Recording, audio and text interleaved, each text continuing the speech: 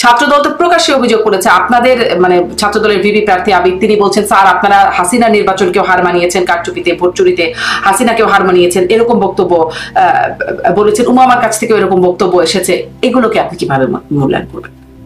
এগুলোকে আমি এই যে হেরে গেলে না একটা মন খারাপ হয়, ওই মন খারাপ হলে অনেক অনেক কিছু বলে।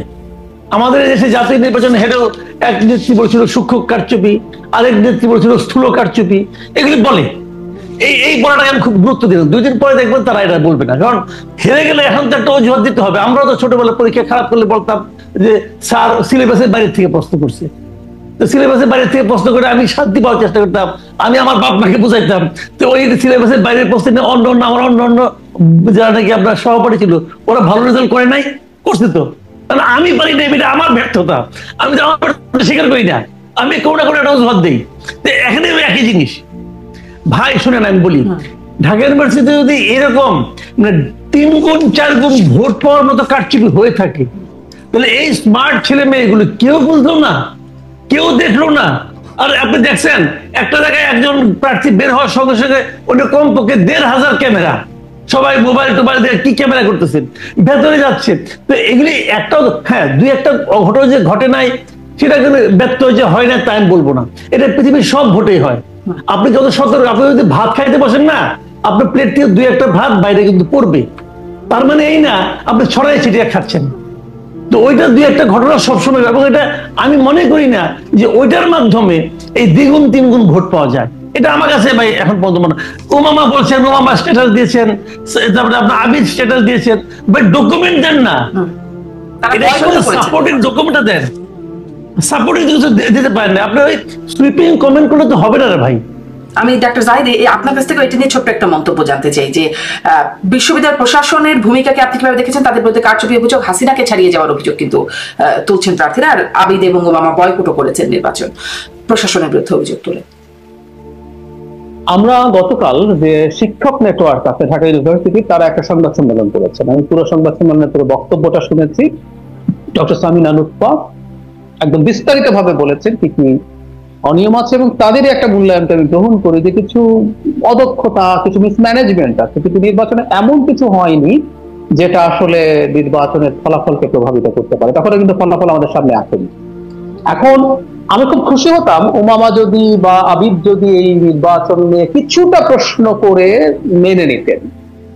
এখন উমামা যে বক্তব্য ব্যবহার করেছেন হাসিনার সময় কেউ হার মানিয়েছে, এটা অনেক বেশি এক্সাজারেশন, অনেক বেশি এক্সাজারেশন, এটা দরকার ছিল না। কারণ আমাদের, যেমন আমি একটা ছোট উদাহরণ দিই, আমি আমার পার্সোনাল চ্যানেলে একটা ভিডিও করেছি, তো ওখানে বলেছি যে এই নির্বাচনে আমিও হেরেছি, মানে আমিও হেরেছি, মানে এই আমি একটা আমার অ্যাক্টিভিস্টের জায়গা থেকে একটা স্ট্যান্স নিয়েছিলাম।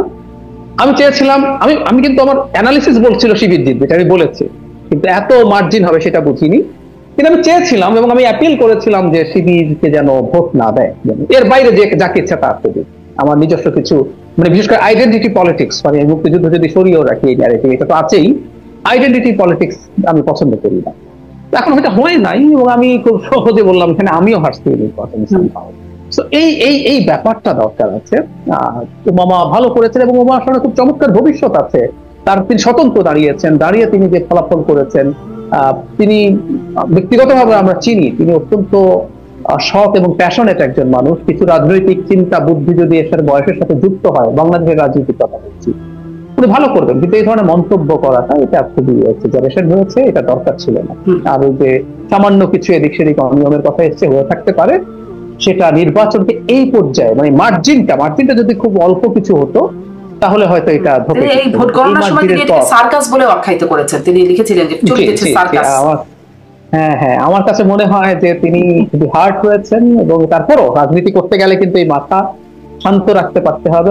এমন কোন রাজনীতিবিদরা রেটরিক ব্যবহার করে, ঠিক আছে, কিন্তু এটাকে এমন জায়গায় নিয়ে যাওয়া উচিত হবে না যে যেটা একেবারে বিশ্বাসযোগ্যতার ধারে কাছে থাকে।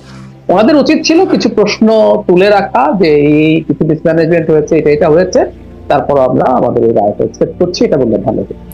আমি এবার একটু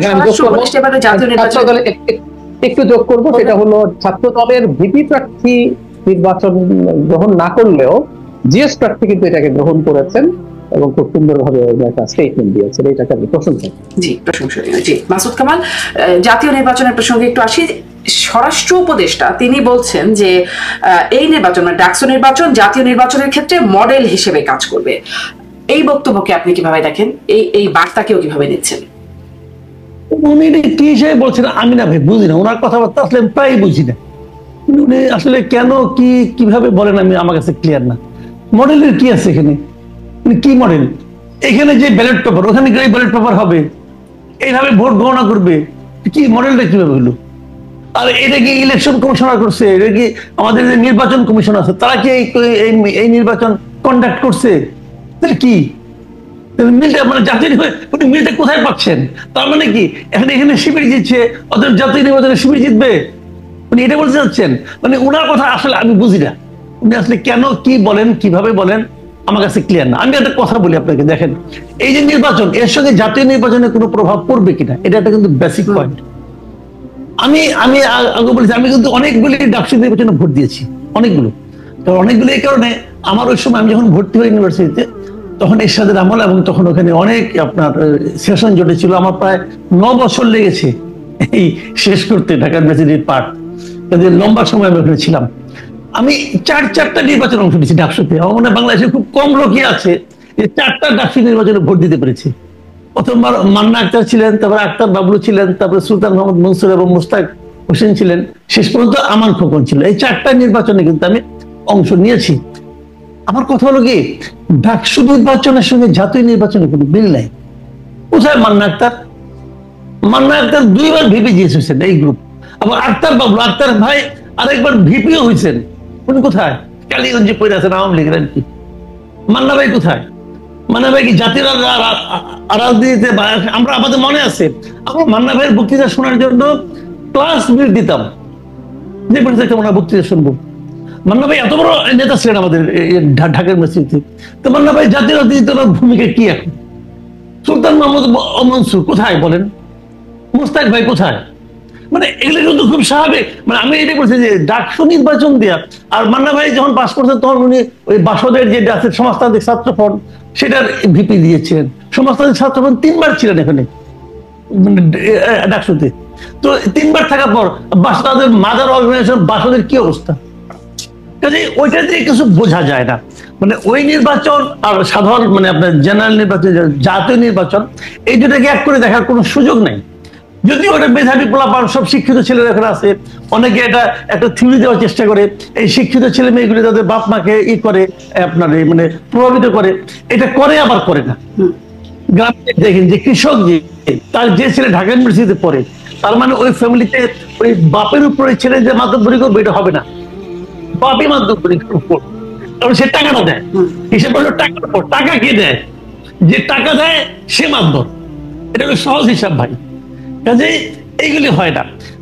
নির্বাচনের মতোই হবে, হয়তো বিএনপি জিতবে, কিন্তু আমার কথাটা কিন্তু সেটা না।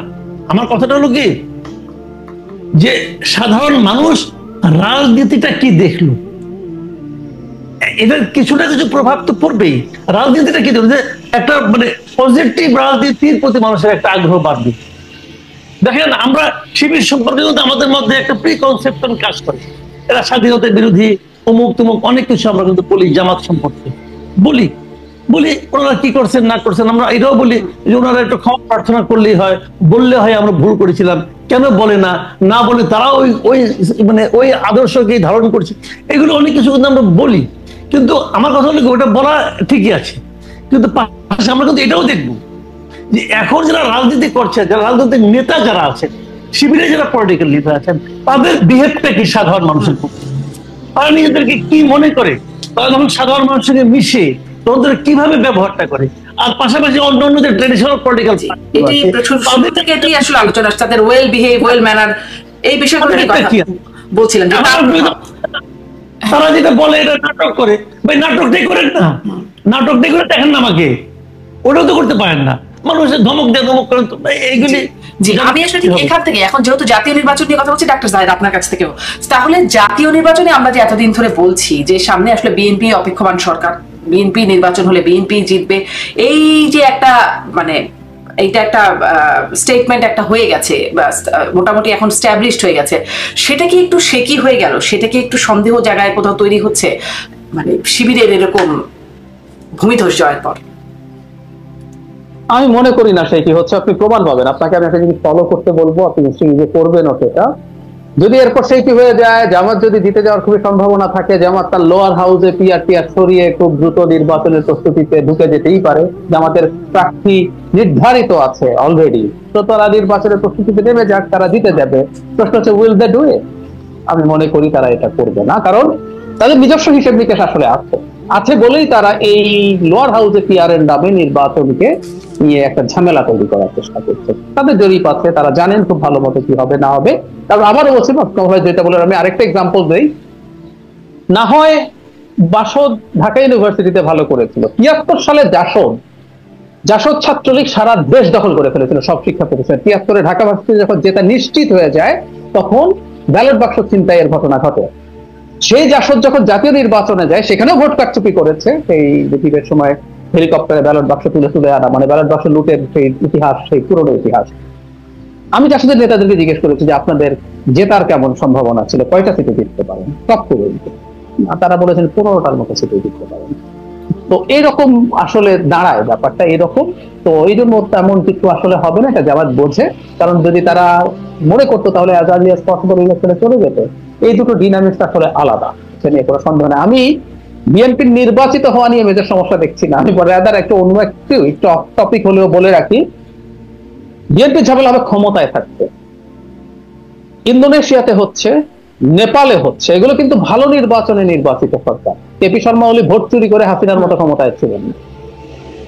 কিন্তু যখন আপনি দুর্নীতি কমাতে পারছেন না, আপনি সুশাসন দিতে পারছেন না, মানুষ রাস্তায় নেমে যাচ্ছে। আর বাংলাদেশে শেখ হাসিনার মতো একটা ব্রুটাল শাসকের মানে গুলির মুখে দাঁড়িয়ে যখন এই তরুণরা এই ঘটনা ঘটালো, বিএনপি যদি গুড গভর্নেন্স নিশ্চিত করতে না পারে, মানুষ রাস্তায় নামবে। এবং শেখ হাসিনার 10% বল প্রয়োগ বিএনপি করতে পারবে না। এখনকার সেই বাস্তবতাই নেই। ক্ষমতায় টিকে থাকা rather will be a serious problem. এবং আমার কাছে মনে হয় যে এই ডাকসুকেও যদি আমরা এভাবে ধরি, যে ডাকসুকেও যেটা বললেন যে সার্ভিস দিয়ে, আমি সার্ভিসকে নেগেটিভ বলছি না, বরং ভালো বলছি, অন্য ছাত্র সংগঠনগুলোকে বুঝতে হবে তাহলে এভাবেই আসতে হবে। একইভাবে নেপাল যেটা দেখাচ্ছে এখন এবং ভবিষ্যতে, এই যে বিএনপি গ্রাসরুটে চাঁদাবাজি দখলবাজির যে অভিযোগগুলো আছে, তাকে চেষ্টা করছে তারা, অ্যাপারেন্টলি মনে হয় যে তারা বহিষ্কার করছে, কিন্তু এটাকে আরো টাফ ভাবে, আর ক্ষমতা আসার পর যদি এগুলো তারা নিয়ন্ত্রণ করতে না পারেন, তাদের কপালে সিরিয়াসলি প্রবলেম। মানে ক্ষমতায় টিকতে না পারলে, যে প্রেডিকশনের কথা আপনি বলছেন, তখন কি হবে? মানে নেপালে যেরকম হচ্ছে এরকম কোনোভাবে ক্ষমতা হারাবে? খুবই সম্ভাবনা আছে। কারণ আমি বলে রাখি, বাংলাদেশ বা এটা একটা নতুন বাস্তবতা। যে জেনজিদের মূল বিষয়টা কি আসলে, জেনজিদের সাথে তার আগের জেনারেশনের বেসিক ডিফারেন্সটা কি? জেনজি তার জন্মের পর থেকে, বেড়ে ওঠার সময় থেকে ইন্টারনেট হাতে পেয়েছে, সে পুরো কানেক্টেড সোশ্যাল মিডিয়ার মাধ্যমে। তো ওর রিয়ালিটি, ভুল সত্য এটা ডিফারেন্ট ব্যাপার। এখন তো পোস্ট ট্রুথ ওয়ার্ল্ড বলা হয়, যে এখানে আপনার মতো সত্য আছে। এখন আপনি আপনার আমার সত্য কেউ নিতে বাধ্য না, ওর সত্য যে বলে তার কাছে সে চলে যায়। হয়তো আমরা দেখবো ডাহা মিথ্যে কথা ওখানে বলা হচ্ছে, কিন্তু ও এটাকে অল্টারনেটিভ ট্রুথ মনে করে, সে ওখানে গিয়ে চলে যায়। সুতরাং এই ইনফ্লুয়েন্স গুলোর মধ্যে তো তারা থাকবে। সুতরাং সংকট বা ঝুঁকি থেকেই যাবে, এরা আবার রাস্তায় নেমে। একটা কথা যোগ করে দেই, অকল্পনীয় রকম বেকারত্বের একটা সমাজ আমাদের। এর মধ্যে আনএমপ্লয়েড তো আছে, আন্ডার এমপ্লয়েডও আছে। এইরকম বেকার জনগোষ্ঠীকে সমাজে রেখে আপনি একটা স্টেবল সোসাইটি কোনোদিন তৈরি করতে পারবেন না। এগুলো যদি নিশ্চিত না করা যায়, কোনো না কোনো একটা বাহানায় তারা রাস্তায় নামবে এবং কেউ তৈরি।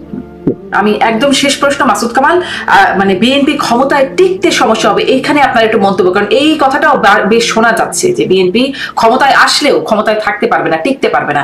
আপনার এখানে একটু মন্তব্য জানতে চাই। এবং একই সাথে এই ডাকসুর, মানে যেহেতু প্রশ্ন একটাই করব, সম্ভব হলে ছোট্ট করে ডক্টর জাহিদকেও এই প্রশ্নটা শুনবো, যে এই ডাকসুর এই ফলাফল বিএনপিকে কি বার্তা দিল, জামাত কি বার্তা পেল, এবং আওয়ামী লীগ যারা আসলে পলাতক হিসেবে আছে তারাও আসলে এখান থেকে কি বার্তা পেল? মাসুদ কামাল।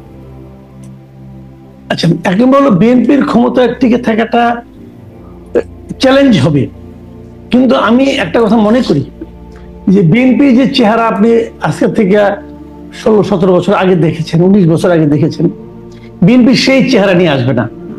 বিএনপির যে সমস্ত লিডারশিপ আমরা দেশে এখন দেখছি, বিশাল বিশাল ফিগার এক একজন। এরা যে কিরকম ভাবে, এদের ভাবনা চিন্তা, বিএনপি এই চিন্তা নিয়েও যদি তারা ক্ষমতায় আসে এই চিন্তা নিয়েও থাকবে না।